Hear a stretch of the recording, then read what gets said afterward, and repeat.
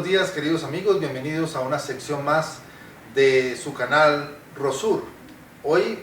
continuamos analizando dos libros muy importantes. El primero es el de Michael Bogart, toca el tema de Jesucristo o las raíces verdaderas de Jesucristo, tomados de un documental de la BBC de Londres. Este libro titulado El Grial Sagrado. Y también un autor muy famoso, Robert Brown, que se hizo muy famoso con su novela llamada El Código de Da Vinci. Cuenta pues que tanto en el Código de Da Vinci como en el libro del Grial Sagrado, que Jesús no fue muerto en la cruz. Cuenta el libro de la investigación de la BBC de Londres que Jesús no pudo haber sido muerto en la cruz porque todas las personas que eran crucificadas en ese entonces duraban aproximadamente una semana crucificados. A partir de esa semana crucificados, estando expuesto al sol, a la lluvia, a las inclemencias del tiempo, al calor, al sufrimiento, entonces a partir de eso le eran partidas las piernas al crucificado, porque era como una especie de acto final para que ya descansara y muriera de asfixia, puesto que al estar colgado de la cruz y le quebraban sus piernas, entonces quedaba descolgado y sus pulmones quedaban entonces de esa forma oprimidos por el mismo peso del crucificado, la persona que había sido crucificada, entonces se moría de asfixia. Muy extrañamente, al Redentor, al Divino Rabí, lo crucificaron y murió ese mismo día a las 3 de la tarde, o sea que aproximadamente unas 4 o 5 horas donde él estaba colgado de la cruz y de repente murió. Tanto fue la extrañeza de los soldados romanos que uno de ellos con una lanza se la encestó en uno de sus costados. Cuenta la historia que el Divino Rabí no reaccionó, entonces dijeron que sí, realmente había muerto,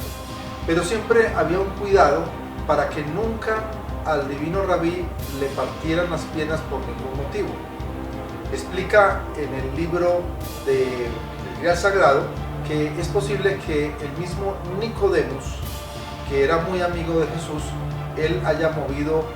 muchas influencias, porque él era una persona muy rica y era partícipe del Sanedrín, él pertenecía al Sanedrín, entonces él tenía muchas influencias, por ejemplo, para que no hubieran golpeado demasiado fuerte al Divino Rabí como para quitarle la vida, y también para que no le partieran las piernas, o sea que Nicodemus movió muchas influencias para que tuviera, a pesar de que era un condenado, el Divino Rabí en ese entonces, para que tuviera un trato especial, y de pronto tuvo que dar dinero y manejar muchos contactos que tenía en el Sanedrín para que le dieran un trato especial a pesar de ser un condenado a la crucifixión. Es tanto el poder que tenía este personaje como Nicodemus que pidió al mismo Pilatos, cuando tomaron a Jesús por muerto, que lo enterraran en un lugar especial, o sea, una tumba que tenía designada Nicodemus para el Divino Rabí. Fue entonces cuando de repente se baja a Jesús de la cruz, y las dos personas que bajaron a Jesús de la cruz es el mismo Nicodemus, con el tío de Jesús que se llamaba José de Arimatea. Cuenta el enigma sagrado que es muy posible que cuando Jesús pidió que le dieran algo de beber, era una señal de pronto para que él pidiera que se le diera un brebaje, que en las Sagradas Escrituras se habla que le dieron vinagre, pero que tal vez era una especie de brebaje preparado para que él quedara inconsciente o en un trance o en un desdoblamiento, o sea que de pronto debido a que él estaba crucificado aguantando mucho dolor, le dieron este brebaje para que quedara en trance o en desdoblamiento, y así pues él pudiera hacerse pasar por muerto, porque eso es lo que querían realmente los romanos, lo querían ver muerto, porque él, al decir que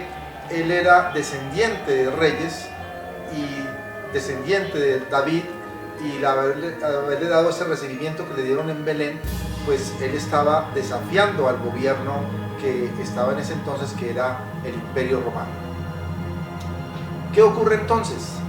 Cayó en trance Jesús, no fue muerto, según este libro que habla del Grial Sagrado, y resulta que después fue despertado Jesús al tercer día, y es cuando él viaja con su esposa, que era María Magdalena, viajan a Francia, donde se instalan en la gran corona de este reino de Francia en ese entonces, con su hija, que se llamaba Sara. Por lo tanto, hubo un linaje que era ese linaje escondido que pertenecía realmente a Jesús. Se cuenta entonces que María Magdalena estaba embarazada cuando Jesús estuvo crucificado, y en muchas partes pictóricas de la antigüedad muestran a María Magdalena o a una mujer embarazada al lado de la cruz. O sea que es posible que sea la misma María Magdalena que estaba embarazada de su hija también de Jesús, y que estaba allí y que le tocó soportar toda esa prueba tan grande, que su esposo Jesús estaba allí crucificado. Esto sonaría como un anatema, como una cosa terrible para muchas religiones, pero cuando fuimos a Israel en el año 1990, nuestro guía, que era judío, dijo que para los judíos es inconcebible que una persona que se llamaba rabí, como a él le decían, el divino rabí o maestro, no tuviera esposa, porque según la usanza de los judíos de ese entonces, el rabí o el maestro tenía que ser casado, porque era una de las normas y leyes y costumbres que se tenían que tener en ese entonces. Por lo tanto, es inconcebible que un ser de la categoría de Jesús como maestro no fuera casado. Por lo tanto, en el Grial Sagrado se dice que Jesús sí fue casado, que tuvo a María Magdalena como esposa, y que tuvo una hija llamada Sara, y que se instituyeron, porque él sobrevivió a la crucifixión, se instituyeron en Francia, y aprovechó esto Robert Brown para hacer su novela llamada El Código Da Vinci, que le dio muchísimo dinero y mucha fama a nivel internacional. Por lo tanto, se muestra que Jesús no fue muerto en la cruz, que sobrevivió, y esto podría cambiar toda la concepción histórica de todas las religiones del mundo basadas en las Sagradas Escrituras, porque hay que recordar que la Biblia estuvo guardada por la religión católica 500 años, y que nadie, absolutamente nadie, conocía la Biblia sino la religión católica, y que de pronto se pudieron haber hecho muchos concilios según los papas que hayan estado en su reinado, y que pudieron haber cambiado muchas cosas de la Biblia original, y que de pronto se darán cuenta en un futuro cuando salgan libros que van a encontrar que están guardados, y que van a comparar esos libros antiguos con los libros de la Biblia, y que van a ver que hubo muchos cambios que se hicieron a propósito. Por lo tanto, los primeros cristianos creían en la reencarnación fielmente, pero después de los concilios que hubo cambios, y se divinizó a Jesús y se sacó lo que se llamaba la reencarnación, porque era como darle un poder a los pobres o a las personas que estaban debajo del yugo del reinado que estaba en ese tiempo. O sea, era darle una esperanza de vida a las personas que sufrían. Entonces, más bien inventaron el infierno, inventaron el cielo, que es más terrorífico que la misma reencarnación, porque daba más lucro. Entonces miramos que estas teorías tienen mucha lógica, porque si Jesús no fue muerto en la cruz, entonces eso significa que hubo un legado después de esto, porque me imagino que él tuvo que cambiar su apariencia física. Tanto él como su maestro Juan el Bautista tuvieron que cambiar su apariencia física, porque se cree también que Juan el Bautista sobrevivió a también esta parte, cuando le cortaron la cabeza, dicen que no fue verdad que él murió, sino que fue todo un montaje, porque de esa forma iba a estar contento el Imperio Romano y se iba a ganar, porque los dos maestros iban a trabajar ocultamente, pero más eficazmente. O sea que todo esto de la concepción de una religión surgió después de la crucifixión, y realmente el que inventó todo esto de esta religión fue el mismísimo Pablo, que dio los parámetros para que se formara una religión que de pronto sí era necesaria en ese entonces, puesto que el ser humano no estaba capacitado para otra cosa que no fuera una religión, porque los seres humanos de la era en que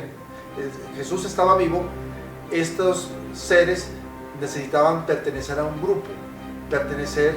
a un linaje, pertenecer a una potencia, pertenecer a un grupo poderoso, donde los reyes, el poder, todavía era lo que gobernaba en las mentes de los seres humanos de ese entonces. Por lo tanto, una religión significa religare, que religar es unir, significaba pertenecer a un grupo, a una raza, y por lo tanto el ser humano de ese entonces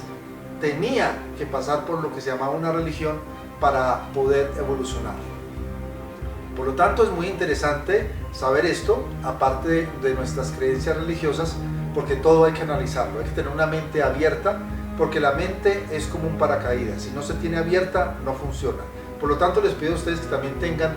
una mente abierta de investigador y de científico, para que comparemos todas esas teorías y de pronto podamos sacar alguna conclusión. ¿Será que el linaje de Jesús continuó en Francia, como dice este libro del Grial Sagrado? ¿Será que realmente hay sangre real francesa y todo esto viene del linaje de Jesús? Todo esto y mucho más hay que analizarlo profundamente y objetivamente, sin tener en cuenta nuestras creencias religiosas, porque la religión simplemente es un punto de vista, porque hay muchas religiones en el mundo y todas no tienen la verdad absoluta, sino que tenemos todas las religiones del mundo parte de la verdad. Y cuando se unan todas las religiones del mundo, tendremos la verdad absoluta. Muchas gracias por acompañarme en este canal, su canal Rosur, y espero que nos veamos pronto en Los Investigadores de lo Paranormal. Mucha suerte y que los maestros de luz los acompañen hoy y siempre. Hasta pronto.